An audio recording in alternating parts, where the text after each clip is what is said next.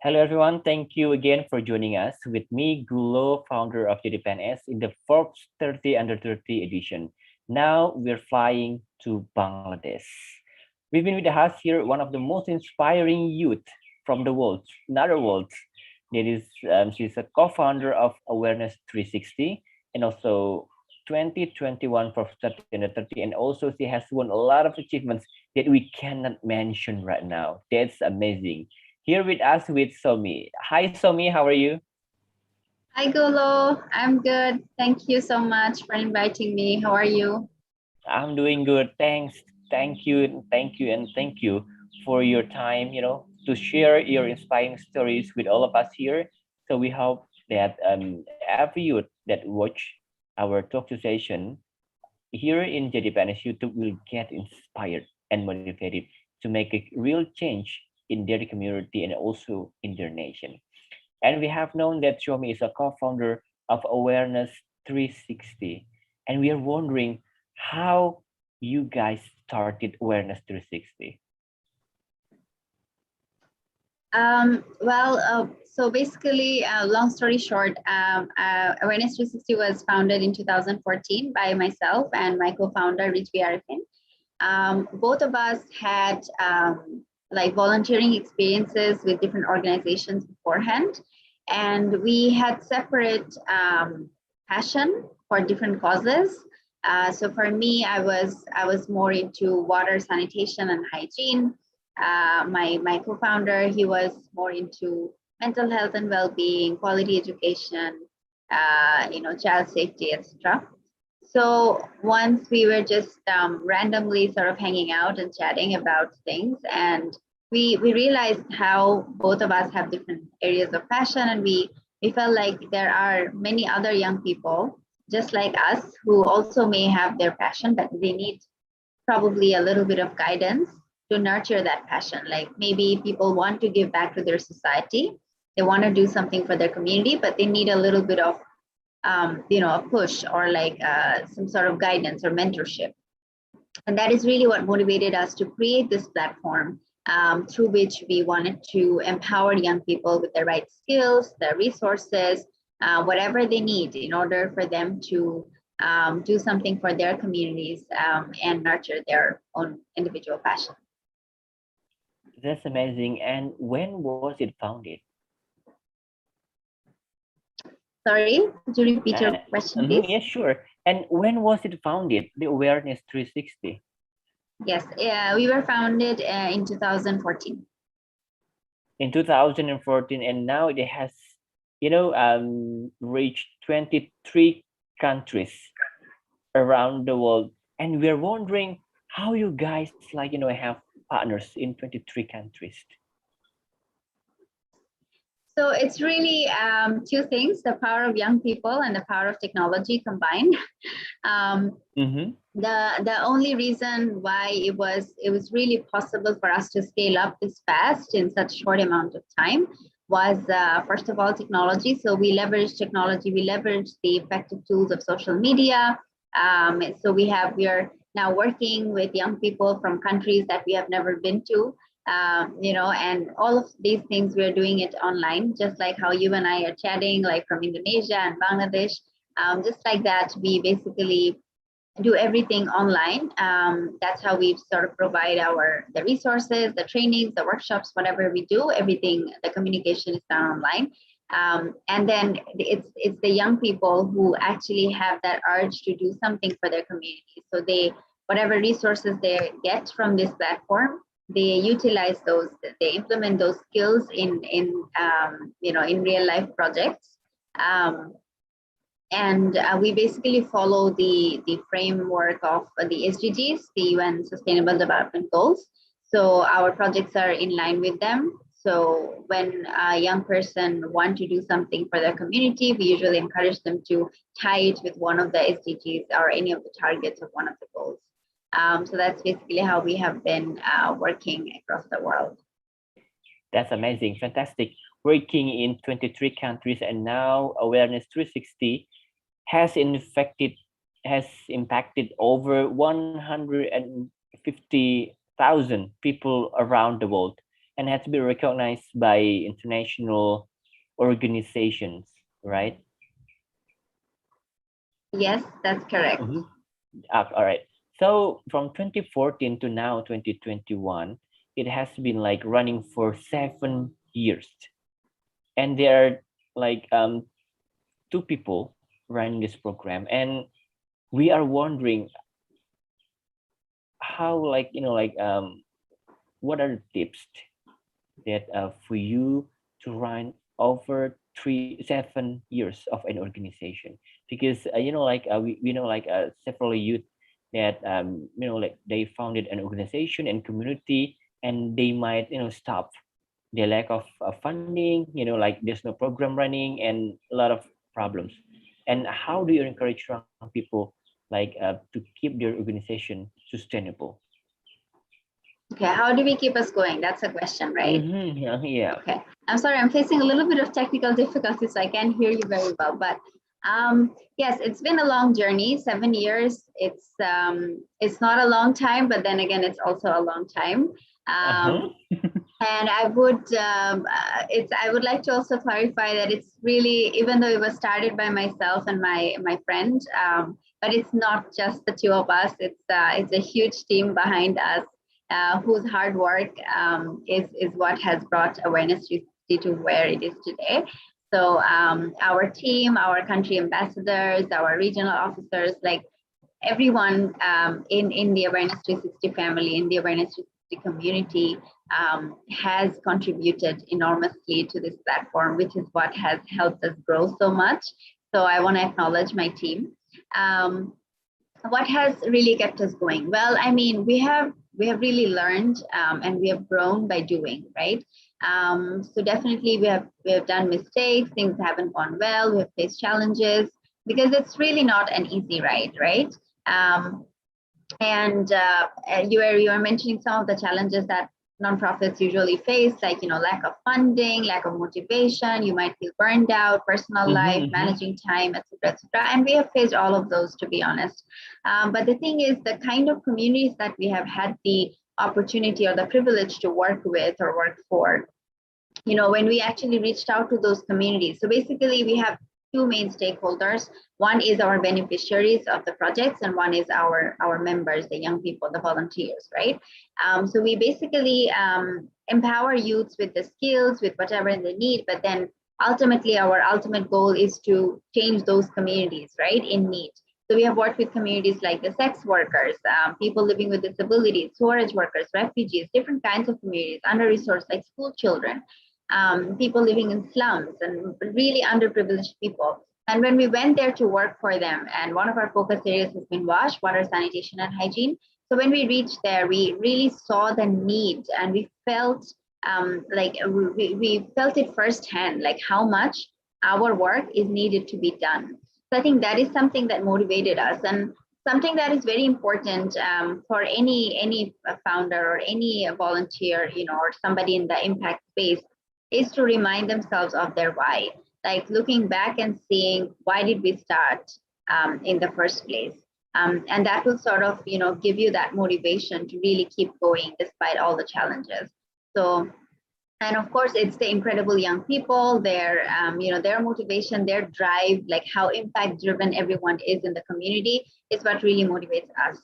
Even if like maybe at times we might feel a bit down for whatever reason, so much is going on, but it's really the team effort, that the team that motivates you to keep going and not give up. All right, that's fantastic. And we help like this inspiring like a story that can benefit the young people across the world, how to keep the community, the organization keep running and running, and just find the solutions for the problems that is Thank facing you so much. the organization. Sure, sure. And Shomi, do you have any slides to present with us? Yes, I do, as a matter of fact. So let me quickly Mm-hmm. share my screen. Sure. I might have to skip a few slides because it's a bit too long. Okay, can you see my screen? Sure, that's perfect. All Go right, ahead. great. So this little presentation will basically give an overview of who I am as a person, what I do as a water sanitation and hygiene or WASH activist, how I founded Awareness 360, why I came into this WASH space, and what are some of the projects that we have done before, and some ways that the audience can join our movement if they want. So, all right, I'm gonna get right into the presentation. Okay, so for those who don't know me, my name is Shomy. I come from a very tiny country called Bangladesh, which is in South Asia. You can see how tiny it is on the world's map. I have been a youth ambassador of Bangladesh from a very young age. I really love representing my country wherever I go. And one fun fact about me is that I do travel a lot, and when I do travel, I take toilet photos. It's I actually use it for my advocacy work. And I lived in Malaysia for about 3.5 years for college. I come from an economics background. I'm a proud graduate of University Putra, Malaysia. And I am involved with a number of organizations. So shout out to all of these in this slide and more. And I'm really thankful to all of these organizations for giving me the chance to grow, and really they helped me shape they helped me shape my career as a youth activist. So currently I'm serving as the Asia representative of the Commonwealth Students Association. I'm a US State Department alumna. I'm a global citizen youth advocate. I'm one of the Samsung Global UNDP Generation 17 Young Leader. I'm also serving leadership and advisory role in several other organizations here. So I'm not going to go much into detail. Today's presentation is mainly about Awareness 360, which is like my baby that I co-founded back in 2014 with my friend Rijvi Arifin. And the reason why there's the logo of Global Goals and Awareness 360 is because at Awareness 360, what we essentially do is follow the framework of the Global Goals. We empower young people with the right skills and resources to advance the UN Sustainable Development Goals in their different communities. Now, giving you, yes? Excuse me, the name is Awareness 360. Yes. How could it be Awareness 360? Well, the name was actually given by Rijvi, my co-founder. And the reason why we decided on Awareness 360 is because we wanted to raise awareness about social causes. And the 360 has sort of two-sided meaning. So one is for raising awareness about anything and everything. And another one is the global aspect of things. We wanted to make it like a global thing where young people from all across the world can come together, can exchange ideas, and the foster intercultural understanding and global citizenship education. So yeah, we wanted to do like a 360 global thing, which is why the name is Awareness 360. That's unique, and also there is like challenges for young people if they want to like to create a new platform. It must take energy and time to find the name that fits them, right? Well, Richie is quite good at bringing names, actually coming up with names. So I think it was a very sudden, a quick one that he just came up with suddenly. And he was like, hey, how about Awareness 360? And I was like, wow, that sounds like perfect. So yeah, it was sort of a quick impromptu one. We didn't really put much thought into it, but I think it fits very well with our vision. Yeah, that's a great name. Yeah, please go ahead, please. Thank you. All right, so giving you a quick flashback of my journey of becoming a WASH activist. I started volunteering at a very young age. So this one is when I was, I think, 16 years old in the US. So I used to be, I started volunteering from, I think when I was about 13 years old. And the initial inspiration was I got from my dad, because he was a Rotarian. And I grew up seeing him doing different kinds of events, giving back to the society, doing volunteering work. In our family album, we have like photos of me accompanying him to different events, things that I don't even remember, but I think that's where I got my initial inspiration from. But then my mom, on the other hand, was a very cultural culturally minded person. Like she would want me to try new things. She got me enrolled to different like music school and dance school. So I have done like all sorts of things in my high school, like debate, drama, dance, music, everything pretty much. And all of these things actually helped me get this scholarship called the Youth Exchange and Study Program, the YES program, by the US State Department to travel to the United States and live there and do my senior year of high school as an exchange student, going to an American high school, living with an American host family. And this photo is from there. So when I moved to the US, part of that program was actually doing volunteer work, 40 hours. So that was part of that program. And that is really where I started doing my volunteering work at a greater extent compared to Nice. what I used to do back home.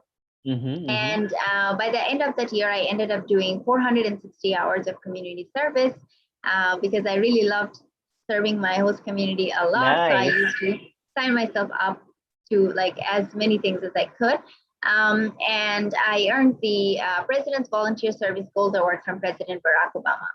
And this was a very important moment for me because I felt that, wow, like I came to the United States, I did all of these hours of volunteer work, I got an award from the president, all cool, but what about my own country? Like, what is my responsibility for my own country where I truly belong, the country that has been hosting me since I was born? Mm-hmm. And that is really what motivated me, to engage myself even more in volunteer work. So once I got back home in Bangladesh, I got elected as the executive committee member of that same program's alumni association. It's called the Yes Alumni Bangladesh Association. I got enrolled to a university, so I got myself engaged with different clubs in the university, many other national and international organizations around, and I started doing volunteer work again. And at the time, I didn't really have much focus. I was doing different sorts of things, health, education, youth leadership, women empowerment, different kinds of topics, really. So I didn't have any particular focus at the time. Whenever I would see an opportunity to serve, to volunteer, I would sign myself up for that. But before I get into my WASH journey, I would like to show you a few photos that I have from different conferences and Sure. speaking opportunities that I have attended. So this one, for example, where I had the opportunity to speak with Prince Harry and Meghan Markle. This one is a very important moment for me Wow. because this one was in Central Park, New York, where you can see Wow. myself pictured with Priyanka Chopra. Priyanka Chopra Jonas is a Hollywood and Bollywood actress now. Amazing. And in this photo, actually, I was addressing a crowd of over 60,000 people at the Global Citizen Festival, sharing about Awareness 360, what I do as a WASH activist, influencing policy makers, influencing world leaders to invest more in sanitation and hygiene. And as a girl who used to be quite shy at one point in life, to someone addressing such a huge crowd, this moment is really a monumental one for my personal aspiration. This one was at the United Nations. This one was in Kensington Palace, where I had the incredible opportunity to meet with His Royal Highness Prince William to talk about my work. This one is when I received the Princess Diana Legacy Award from Princess Diana's Wow. brother, Lord Amazing. Spencer. Thank you. This one was at Queen Elizabeth's birthday party in London. Some more photos with different world leaders and dignitaries and celebrities. This one was when this was last year when I was selected as one of the Generation 17 Young Leaders by UNDP and Samsung Global. So these are all like fancy photos, right? So I don't want to give the wrong impression of how a life of an activist may look like. It's these are just some of the very happy moments or some of those incredible opportunities where I had the opportunity to actually take my work to a global stage and share with all these very important people who are holding positions of power. And it is so important for me that I got to share my work with them and the communities that I work with. I got to represent them and their needs to these people who have a lot of influence in the world.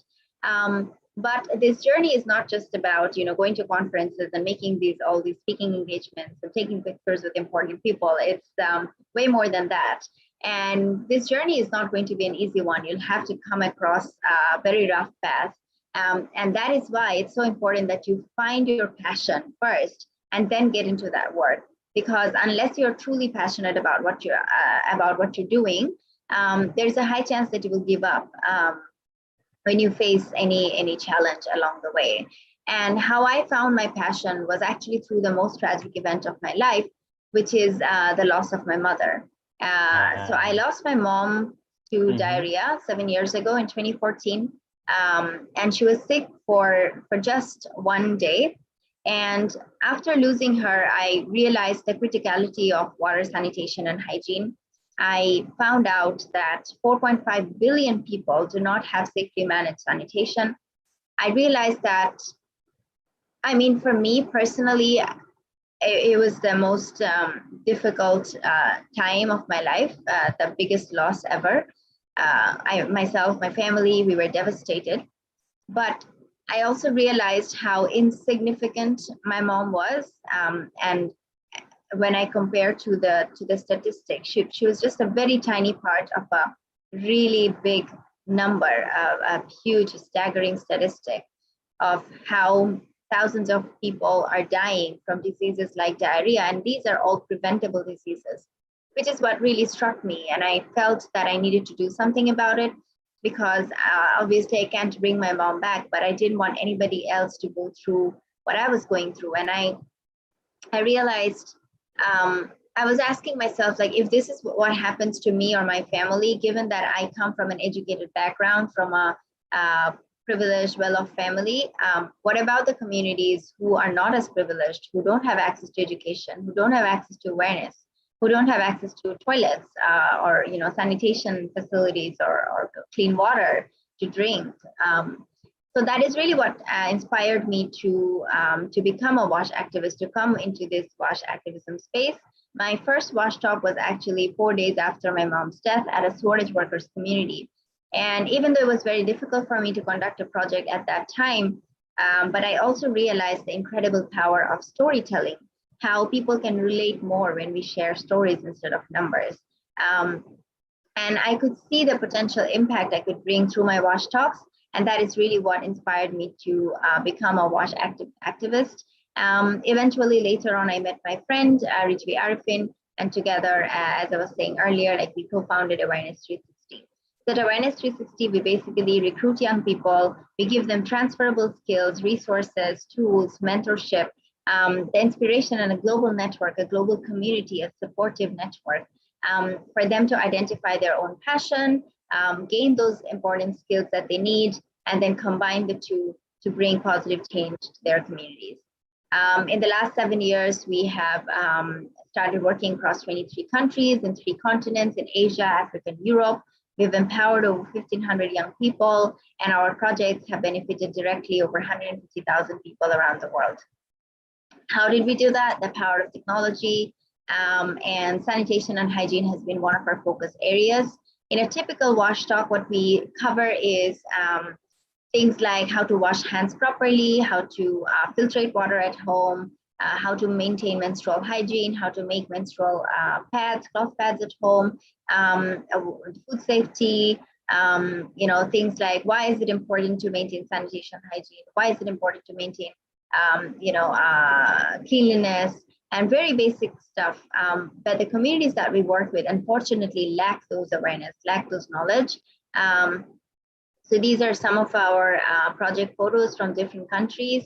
And it's not just, I should mention that it's not just WASH that we work on, but also other SDGs that we work on, like quality education, climate change, etc. Some of the challenges that I have faced personally are, first of all, sensitivity of the topic, because, for example, period, it is still a taboo topic around the world. So when we go about talking about periods or talking about hand washing and things like that, people don't seem to take these quite seriously. And also the communities that we work with, like sex workers, storage workers, slum dwellers, like these communities lack education, lack awareness. So they're not always as welcoming as you would want them to be. So sometimes they themselves don't realize why we are there in the first place. So yeah, the sensitivity of the topics, the community's reluctance, these are some of the challenges we have faced. Burnout is definitely there, especially during the pandemic, when it has had a huge toll on our mental health and well-being. We have faced, quite some burnout in terms of our members, the young people that we work with, ourselves. So that was quite difficult to manage.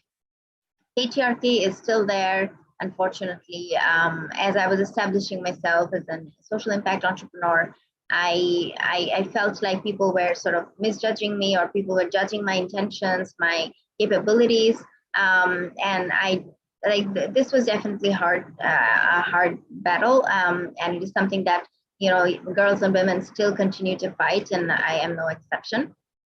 How did I overcome hurdles? I think I mentioned earlier in our conversation, reminding yourself of your why, reflect on how far you have come, what are the, how much impact you've made so far, and if you stop today, will you be able to make the same impact? Solving the root cause is very important. So something that we try to do at Awareness 360 is not just solve the symptoms, but the root of things. So we try to induce a behavioral change. We try to sensitize the communities in terms of how impactful it is to invest in sanitation and hygiene, so that they can do this on their own accord, realizing the long-term benefit it can bring to them, such as eradicating poverty, for example. And being adaptive to changes is very important while running a nonprofit or while running any initiative. For example, pandemic, we didn't see this coming. We had to change a lot of things, our strategy, et cetera, the way we work. So it's important to have that sort of mindset that anytime you might face a challenge, but you need to be resilient enough to face that challenge and do the needful. Identifying your support system is very important, because youth leaders or like activists, we usually have a tendency to overwork because we want to change the world, which is great, that we often forget to take care of our own mental health and well-being, and our own health, physical and mental health. And that is when the support system comes into play. If you have a good team, they are the ones who will actually motivate you to take a break when you need to, remind you to do self-care. So I think these are some of the ways that I've overcame those hurdles. How to join us? If any of the audience wants to join us, you can join our internship program. Our internship recruitment is ongoing. In fact, the deadline is on the 25th, so only a few days left. We also have a fellowship program, and many other ongoing opportunities. We have a conference coming up in Dubai next year.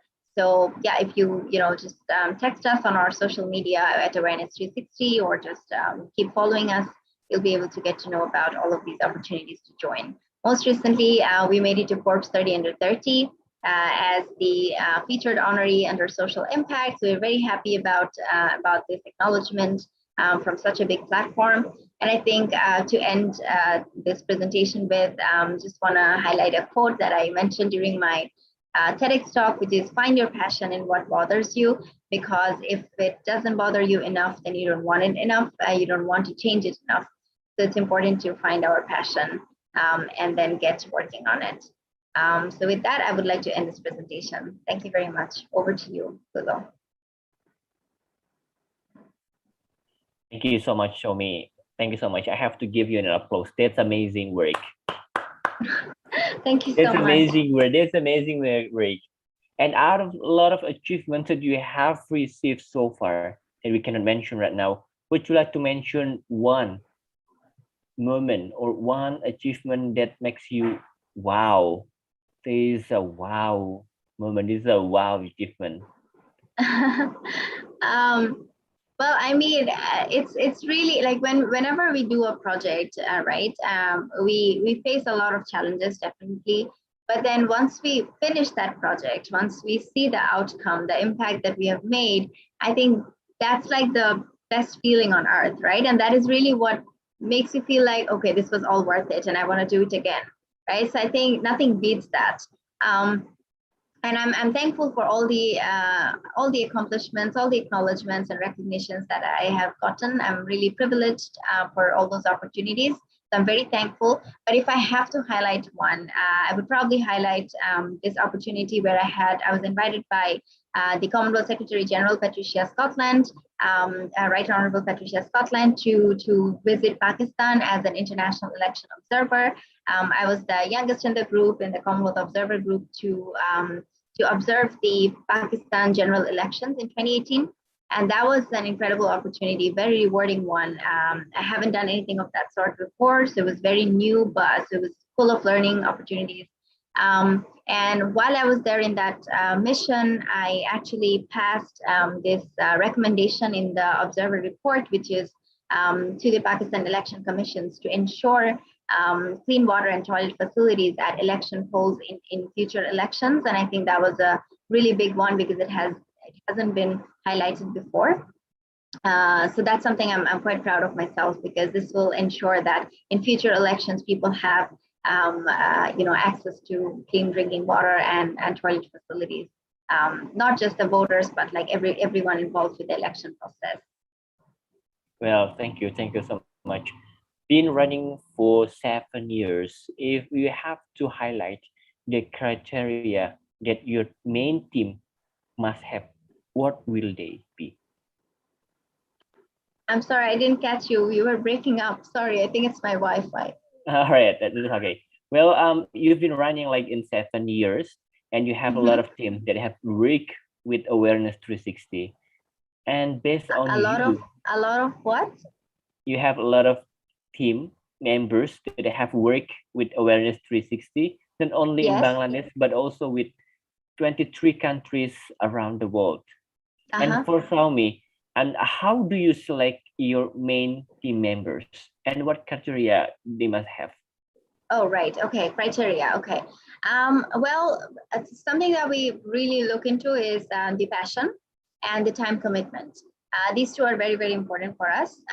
Others' experience, we don't really count much, because we want to give this platform to people who don't have much experience, who need this guidance from us, right?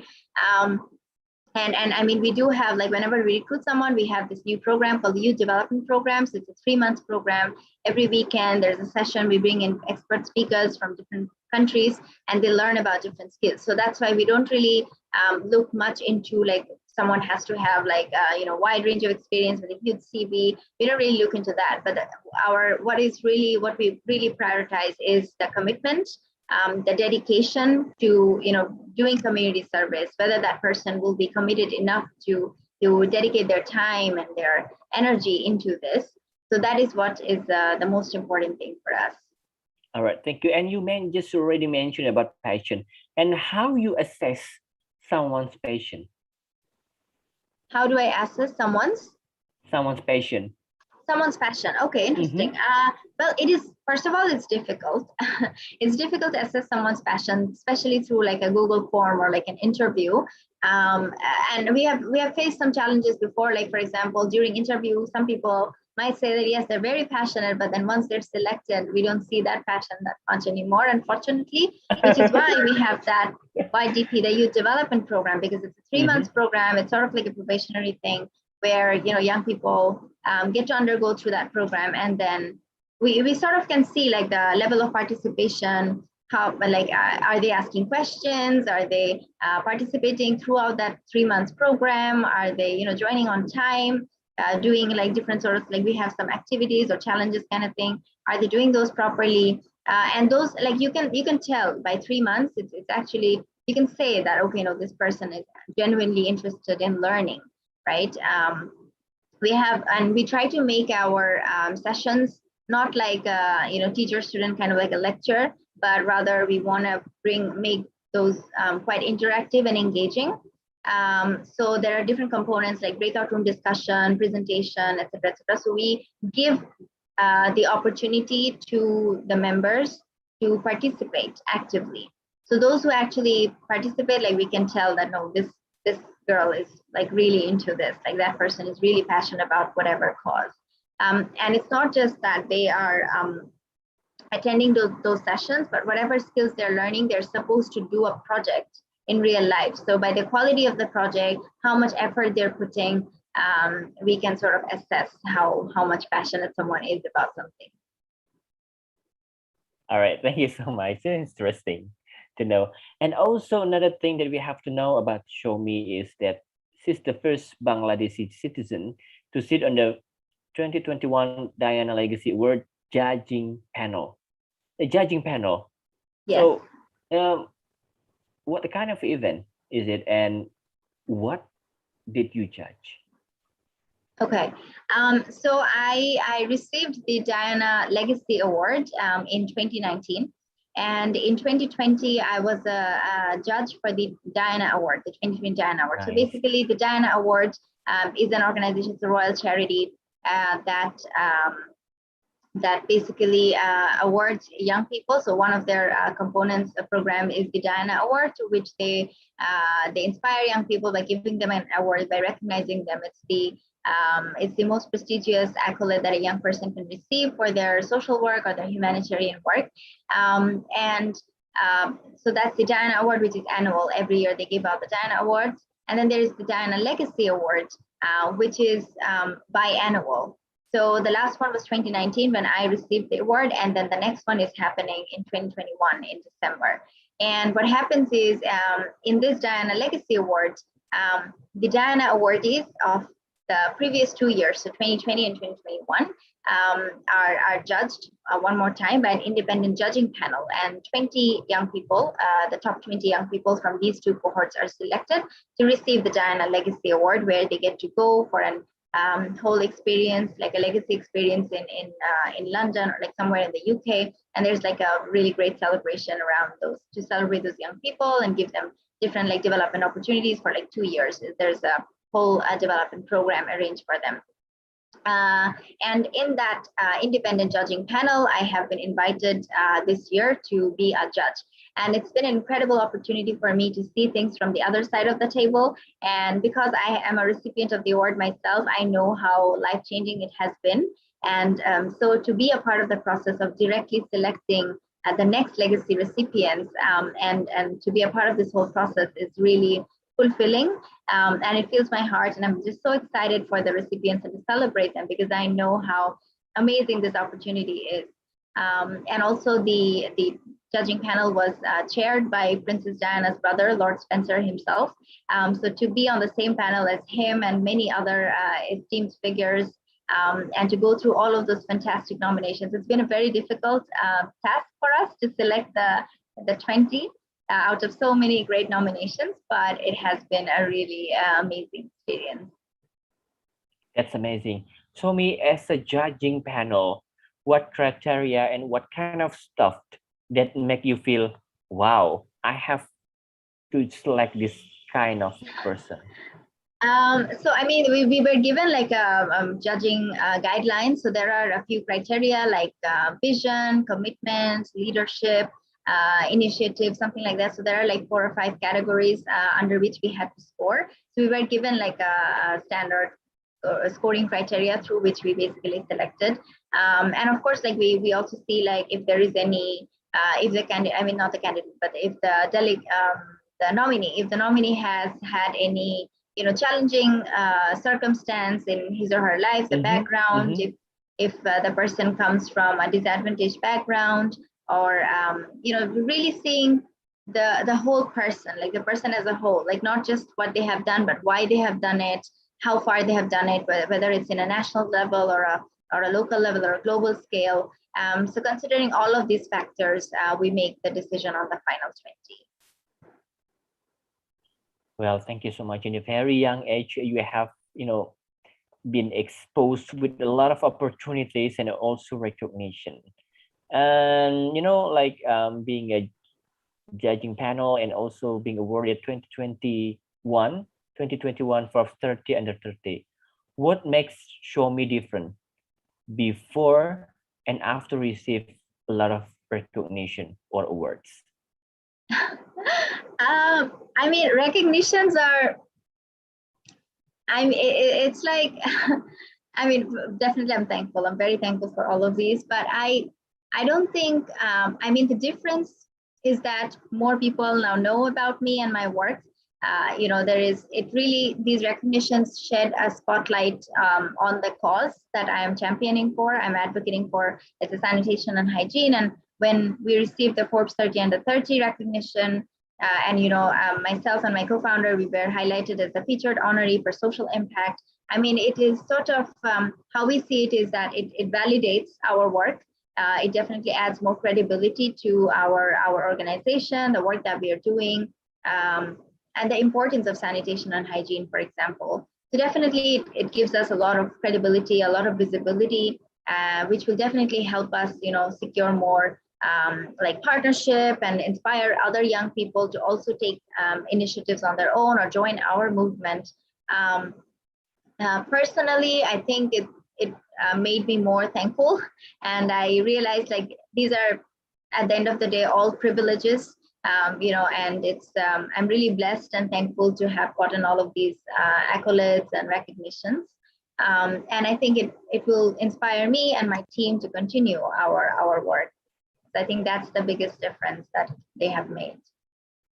All right, that's amazing. And at the moment, we are now in this interview session. Awareness 316 has been running for 7 years. And what's another goal that Awareness 360 going to achieve in the coming years? Well, our goal is definitely to expand our work because there is no end to raising awareness. Definitely right now we're looking into the 2030 agenda. So by 2030, we want to contribute to advancing these goals as much as possible. Something that we are also focusing on is the sustainability of things. So we want to make sure that our projects are not just one-off projects, but they're actually bringing long-term change and sustainable change. One of our concerns is that after COVID-19, people may forget sanitation and hygiene, people may forget washing hands, because during COVID-19, we have been talking about these a lot, but we also feel like maybe after COVID, people will just go back to the old normal, which was not the right normal. And that's why we want to focus more on this fact that you need to keep washing your hands regardless of the pandemic, whether there's a pandemic or not. So this is something also we want to focus on. We want to increase our work in the policy space. We want to influence change in terms of bringing more funding to the sanitation and hygiene sector. We need better impact measurement system. So there are a lot of things that we need in terms of not just the awareness part, but also in the policy space. So that is something we want to highlight more on as we go forward. Interesting, and we hope that the vision and the goals of Awareness 360 will become in reality in the coming years. Thank you so much. And anyway, how many team members do you have now in Awareness 360? Right now, I mean, our team members really vary from country to country, but like right now we are running a internship program, our summer internship program. We have 30 plus interns.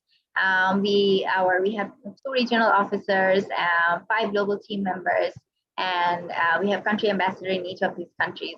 And actually, even though we say 23 because that's been the official number, but then right now we're actually working with, for example, in our youth development program, we have had young people from over 38 countries. So we are actually trying to reach out to as many parts of the world as possible, and we hope to continue and expand our team. That's amazing, and we are so sorry about your late mom's story, and we believe that your family is really, really proud of yourself. And if one time, if your family member is watching us right now, or later on find our video in YouTube, what will you tell to your family? Well, I mean, your channel is fantastic, so I'll definitely encourage them to watch the other videos. I'm very thankful to have such a supportive family. So yeah, I'll definitely encourage them to watch the video, and I'm sure like they'll be very thankful to you and your team for having me on it. Thank you. Shomy, you must be proud of yourself. You are an inspiring role model for young people around the world, particularly for women. And what would be your message to women out there? Well, my message to girls and women out there would be to chase their dreams, to be their biggest cheerleader, because in a patriarchal society, people will question them, and it's very common where you'll find that people are not prioritizing you or valuing your opinion. but which is why it's important to be confident about ourselves and to chase our dreams anyway, and to just ignore all of those judgmental mindsets and people around you who try to pull you down, and just be your own cheerleader. Thanks. Thanks for the message. And show me people will know you from your highlights. I mean, like from your recognition, like you're just so happy. And I'm wondering, when were you in the lowest point in your life so far, and how you solve it? My lowest point in life would definitely be like 2014 when my mom died. Um, and I mean, people actually deal with grief differently. It differs from person to person. So it was difficult for me, but I think I also sort of channeled my grief through my work in the sanitation and hygiene space. I think that was one of the ways I tried to cope with that.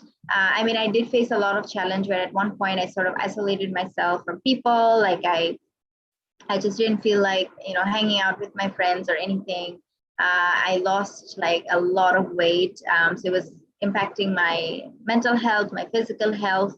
Like I used to like I couldn't concentrate on my studies, so that was like really, that definitely was the worst point of my life. But I think when I used to do my activism work, like my organizations work, I think I felt good about it in a sense that I knew that okay, I'm doing something good, and whatever I am going through or I was going through, I'm saving, I'm helping somebody else um, from not going through that same emotion.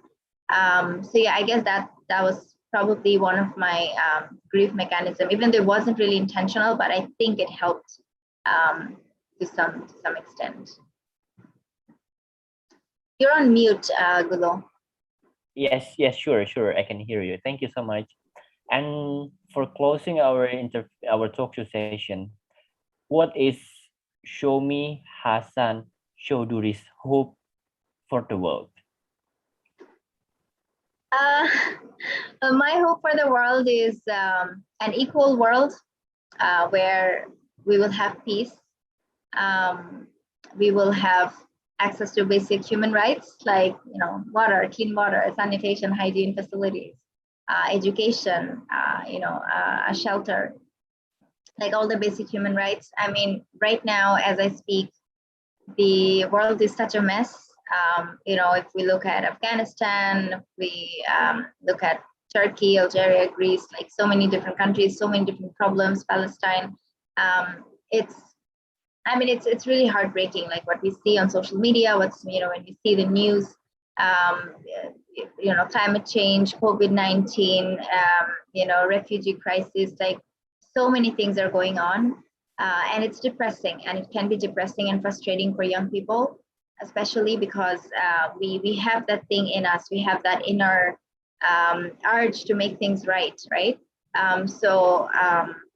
My hope would definitely be a world where everyone has access to those basic human rights, and there would be no war and only peace will prevail. Thank you so much. It's a pure and amazing hope for inspiring you just like Shomi. And again, Shomi, thank you so much for your time. That's amazing and inspiring story in this talk show session. And we hope that there are a lot of young people out there that can be like Shomi, that can inspire a lot of people and help others and impact a lot of people wherever they are. No matter you're in Bangladesh, you're in Asia, you're in Africa, everywhere in the world, you can still make an impact for a better Thank world. you so much, Gulo. You're very kind, and thank you for the incredible work that you and your team are doing. And thank you again for having me today. Thank you so much. I really appreciate it. Thank you. And again, thank you guys for watching and joining us. We hope that you get inspired and stay healthy and keep your dreams awake. Make a better world for a better future. And again, there's an applause for Shomy again. Thank you so much. Thank you. All right, thank you so much. I'm Gulo, and all of the team of Jadi PNS would like to say thank you and see you again in the Forbes 30 under 30 live session and all of Jadi PNS talk session later on. Thank you so much. Bye.